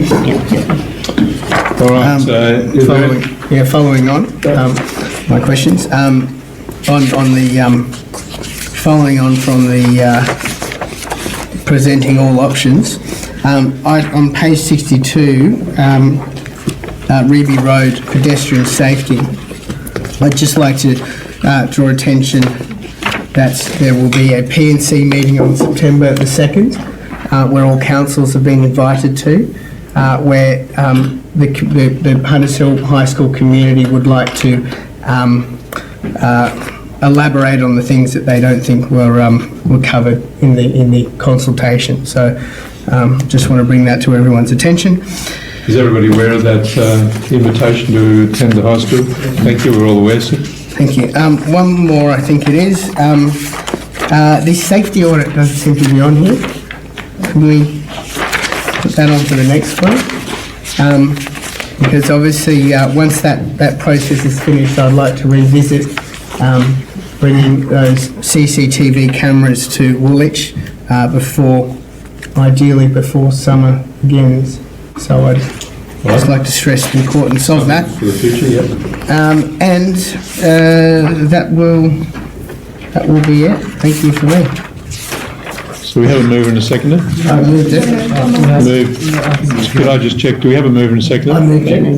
We have a seconder, Councillor Williams. So anybody wishing to speak against? No. Questions you got? I've got some, but I think Councillor... All right, so we've got a mover and a seconder, Councillor Collins, Councillor Williams. Yep. You're asking questions. Councillor Sanderson, you've got questions? I've just got a clarification on something that Councillor Collins So to said. Councillor Collins. I've been delayed that many times, just about forgotten it. But, in fact, I have forgotten it. Does anybody else have any questions? I've remembered it. Councillor Sanderson. The safety audit, I believe, wouldn't be there because it hasn't been through council as far as I'm aware. Through you, Mr Mayor, we had We had a briefing. We an haven't had it update. to council, has it? We had an update at the last briefing, and in that briefing, the recommendations were worked through. What we advised at that briefing is that we were still costing some of those recommendations, and that our intention is to prepare a crime prevention / community safety plan for the LGA. But it hasn't been before council. Has not. You're correct, Councillor. Councillor Williams. Follow-up question, if I may. No, Considering I was... Excuse me, Councillor Williams had a question. Yes, Mr Mayor, I've got two. The first is, we don't see anything there about precinct committees. I recall... Yes, there is. Where? Page 59, halfway down. Report on precinct meetings. Oh, right. That's my question as well.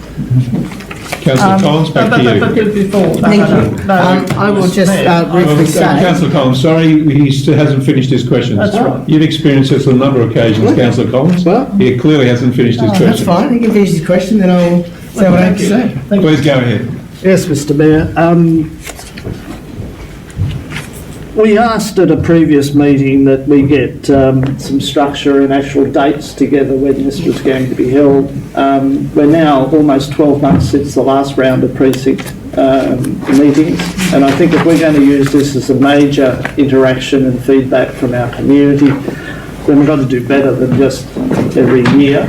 And we still don't have a set of dates and proposed format for those meetings. So it's one thing to wait for a community communications officer, but to me, I think we're letting it slip too far for something that we see as being a major plank. The other issue that I'd like to ask a question about is on page 61, which is 9.1, which is the top one, and it relates to the proposed pedestrian crossing in Mary Street. At a previous meeting, I was under the belief, and I made it very clear, and I thought council agreed to it, that there needed to be a meeting of those residents to discuss the issue, because there's been 2 meetings of the school to discuss these issues, and I do thank the General Manager for her comments in an email to me, but the history of this is that there's been a long process that's been through with the school, but to date there's been no recognition or engagement with the community. And I went to great lengths of that last time we discussed this. So is that a question you have of the General Manager? What has happened? Well, I'm asking, why aren't we having a meeting with the residents? There's been a consultation process out there, which to me, again, was totally inadequate in terms of the content. There was a Councillor Williams, it's not a criticism of the staff. Do you have a question you want to pass to the General Manager? Yes, why haven't we conducted the consultation with the residents as well as requested at the previous council meeting? Through you, Mr Mayor, in my email, Councillor Williams outlined that we had sent the streets that we had distributed the letters to in and around Mary Street and Mark Street, and the Director will be able to elaborate how far we went. You did raise with me, could we have a street meeting on the basis that the school had had consultations and therefore the residents should have be afforded the same opportunity. I waited to respond to you until I'd actually had the results from the letterbox drop to the residents. We've had approximately 100 submissions from residents, and I wasn't in a position to give you the addresses of those because we hadn't finished the analysis. But of those 100, there were 2 households that objected to the proposed pedestrian crossing. The other 90-odd submissions, because there were multiple submissions from those 2 households. The other 90-odd submissions were received from residents in Mary and Mark Street, as well as streets surrounding that. So I'm not sure of the total houses that were letterbox dropped, but we had approximately 100 responses to that, and 93 or 92 individual responses if you discounted the multiple responses from the one household. And the feedback that was received was quite considered and overwhelmingly in support of the proposed pedestrian crossing. If the director would like to add anything to that. Well, I think that pretty much sums up the feedback. We can send out letters to the residents and to the 2 schools, and 100 responses were received, so that pretty much sums it up. And through you, Mr Mayor, we can also plot those addresses for councillors, not names, but plot the addresses so you can actually see the draw area and the responses received from that consultation. So I'm not sure we've answered your question. Your question was? Mr Mayor, it's like many things that council deal with, and the question is clearly a need to consult with the residents. There's a block of flats, the information that was provided by council, I believe, didn't articulate what is proposed and the impact of what is proposed. If I was a resident there, I would like to know, can I get in and out of my driveway? What further parking restrictions would be placed upon me? And is this the only alternative for the site? Now, if I was a resident and had that information that's going to cause me difficulty getting in and out of my driveway, I won't be able to park there, all that information, I would give a different response. Everybody would say it's great to have a pedestrian crossing to assist the kids, but what impact is it going to have on me? I believe the council hasn't provided that information. So we haven't elicited the responses. And the question that I had was the council agreed to go to those residents, even if it's only a half a dozen. I think we owe it to those residents to sit down and talk to them. And at the end of the day, they'll go, great, okay, it's not going to impact me. But the information we've provided doesn't address the issues that the residents need to know to make a considered decision. All right, thank you for your comments, councillor. I think we'll take that on notice, and we'll perhaps continue the discussion with you outside the meeting. Yes, Mr Mayor. If you're okay. Councillor Crasso. Thanks, Mr Mayor. I might need a little help. This is sort of a question, I think, but I might need some help and your advice on this. I would actually like to press harder on the precinct meeting progress report. I would like to ask that council, and whether this requires an amendment to the recommendation, I'd like to ask that council make this the first priority of the communications officer, and that a program of precinct meeting dates be brought back to council within a reasonable time frame. Would you like that put as an amendment? No, I think I wouldn't like you to make it as the first priority. I think that's the general manager's decision to decide what the first priority is, okay, yeah, sure. Considering all of the things. Yeah. But I think you could ask the general manager to do that. She could give you a report in the future on what you're asking for. And she could do that. We do have a series of dates put in place. We'll come back to you with that. Yeah, that's fine. When we have time to consider the dates, that's fine. Doesn't need to go in as an amendment? No, that's done. Through Mr Mayor, I'll send out dates by the end of the week. We'll lock those in and then we'll work out a program from there, councillor. Okay, Councillor McLaughlin.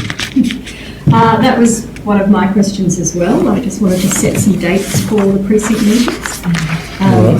My other question, and I'm not sure if this needs to be taken on notice, but it's the top of page 57, just for the library document.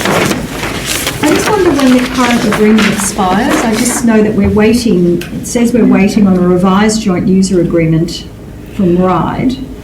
But I'm just worried that we're getting into another arrangement that we don't. Through you, Mr. Mayor. So we've had discussions with Ryde, Lane Cove and Canada Bay in relation to the recommendations that have come out of the library working group. Ryde have asked for an extension of time to provide their response to an amended joint use agreement.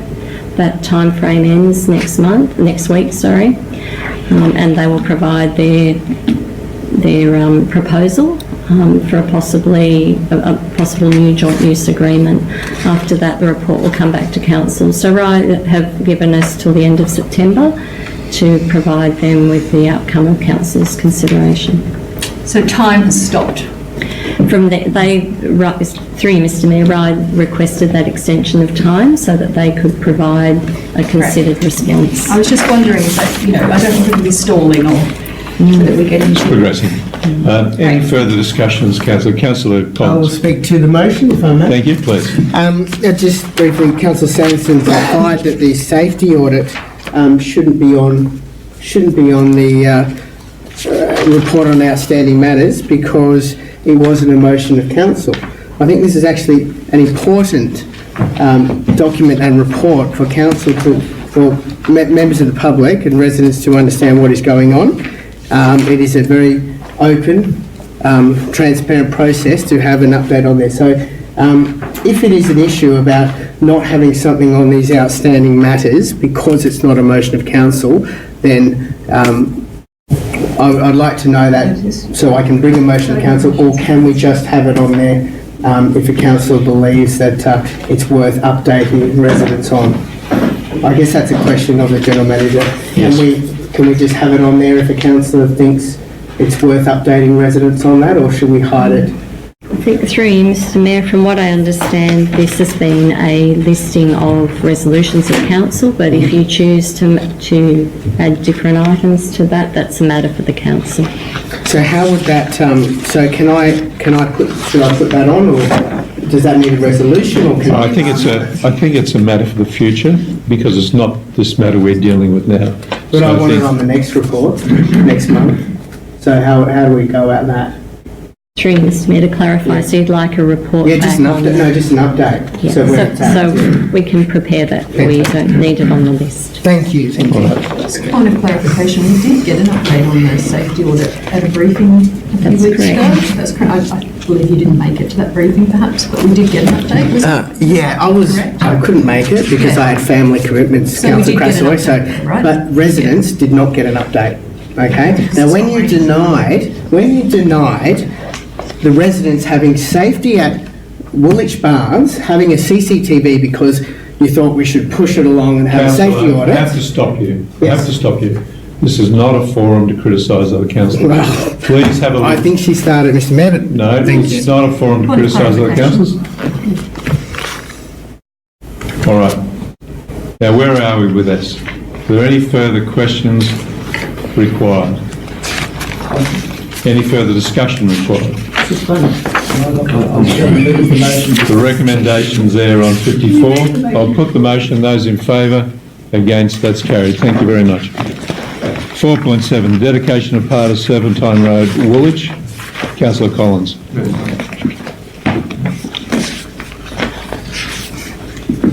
Councillor Collins, do you speak to it? No, that's fine. Seconder? Councillor Williams. I've got a question.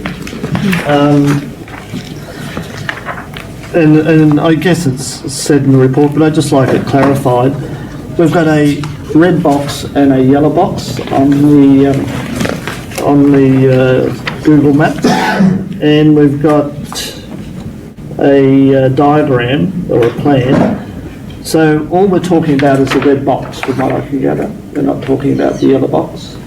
Through you, Mr. Mayor, the land, for whatever reason, only a portion of the land was dedicated as road and the other portion was not. So what we're doing is we are progressing the portion that hasn't been dedicated as a road to be dedicated as a road. And that's the red portion? Yes. Yeah. Thank you. Thank you, Councillor. Any further clarifications required? So can I put the motion? Those in favour? Against? That's carried. Thank you. 4.8, minutes of the floodplain risk management. Councillor Williams, Councillor Collins. Any discussion, Councillor Williams? Just an observation, Mr Mayor, as the chair of the panel.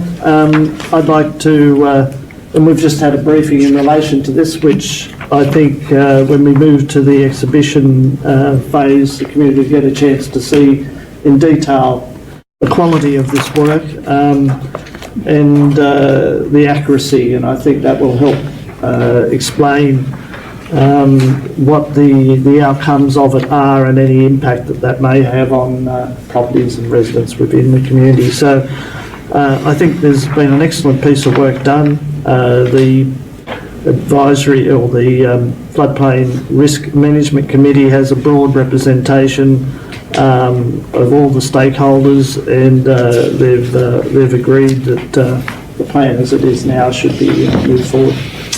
Thank you, Councillor. Any further discussion required? To receive and note, I'll put the motion. Those in favour? Against? That's carried. Unanimous. 4.9, Councillor Collins. Moved. Seconded, Councillor Crasso. Any discussion required, councillors? I'll put the motion. Those in favour? Against? That's unanimous. Thank you. Report on councillor briefings. 4.10, Councillor Collins. Moved. Seconded. Councillor Crasso. Any discussion required, councillors? I'll put the motion. Those in favour? Against? That's unanimous. Thank you very much. Is that everything? Are we done? Councillors, any further business? Any questions without notice? Can I ask you just to stay for just one moment after we finish the meeting? Thank you very much.